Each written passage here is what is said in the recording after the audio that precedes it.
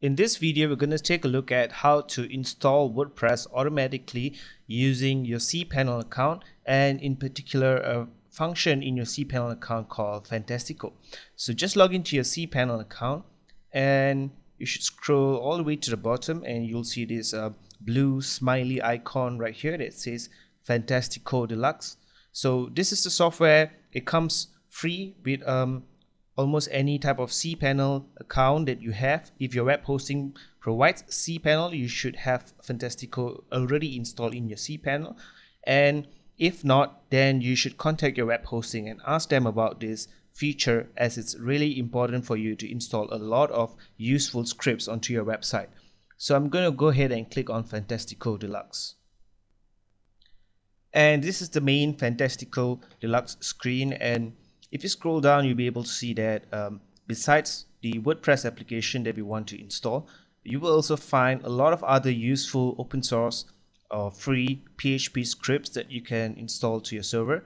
For example, OS Commerce, Zencard, and even several wiki scripts and also some forum scripts.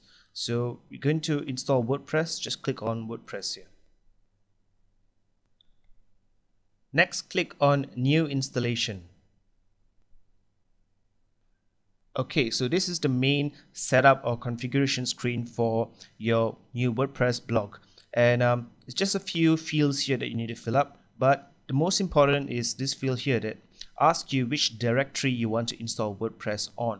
So for most cases, if your website is dedicated to just that WordPress blog, then you'd want to install the WordPress software in the root directory, whereby you leave this column entirely empty. But if you want to install WordPress to a particular folder on your website, for example, if you want to install it to a folder called blog, then you can just enter the directory name blog right here.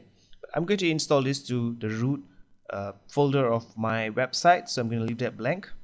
And the next thing you need to fill up is the admin access data and also the password. In my case, I usually just enter admin as the admin access data, and I would give it a password.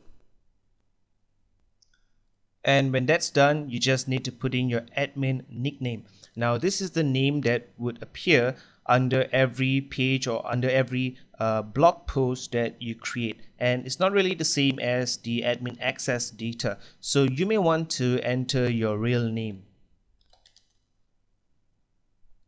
And you may want to enter your actual email address in this column here. And this email address is the email address that you would get notifications for new comments on your blog and any error messages that are associated with your WordPress blog. So make sure that this is a real email address that you are going to check on a daily basis, or at least that you're going to check quite regularly. And you may want to enter your site name and a description of your site. Okay, so when that's done, just click on Install WordPress.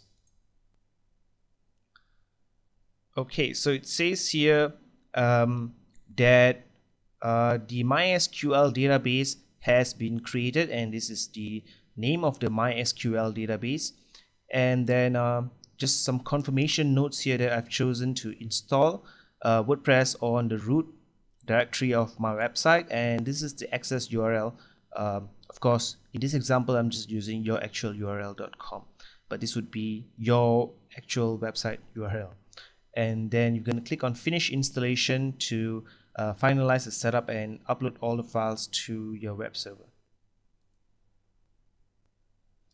Okay, and success, your new WordPress blog has been installed for you, and you see the information that you entered earlier. So in my case, I'm going to log in with the username admin and my password, and the full URL that you can log into should be listed right here.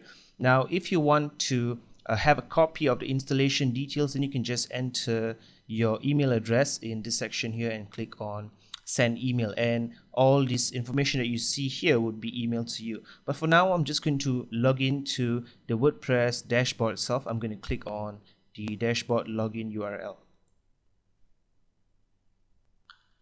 So you would probably see a login screen like this, and just enter the information that you have entered earlier in the setup process and click on login. And I have successfully logged in to my new WordPress blog, and you can see that the site name that I've entered is right here. And if you want to preview your WordPress blog, then you can just click on the link here that says visit site. And here you can see the default WordPress installation. This is how your WordPress will look like every time you install a new WordPress blog. So that's how you install WordPress using cPanel.